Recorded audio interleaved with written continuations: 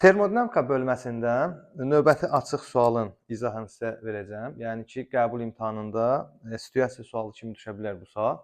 Deməli, daxili enerjinin dəyişməsinin istilik miqdarından asılılıq qrafik verilib. 2 dənə qrafik var, birinci və ikinci qrafik.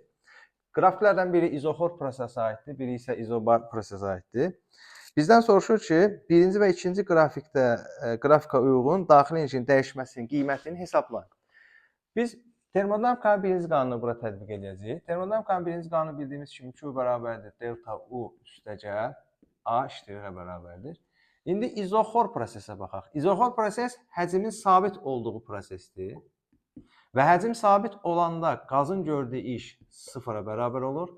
O zaman qazın gördüyü iş sıfıra bərabərsə termodinamikanın birinci qanunu Q bərabərdir delta U-ya bərabər olur. Deməli, delta U birinci qrafikimiz Q-ya bərabərdir. Q da təbii ki, nə qədərdir? 300 joule. Deməli, delta U1 300 joule-a bərabərdir. İndi isə ikinci qrafikə baxırıq. İkinci qrafikimiz izobar prosesə aiddir. İzobar prosesdə bildiyimiz kimi P bərabərdir konstantdır. İzobar prosesdə P konstantdırsa, termodinamikanın birinci qanunu olduğu şəkildə qalacaq və daxili enerjinin dəyişməsi delta U 0,6 Q-ya bərabərdir. O zaman delta U ikinci qrafik üçün yazanda 0,6 vurulsun Q-nu yenə 300 yazırıq.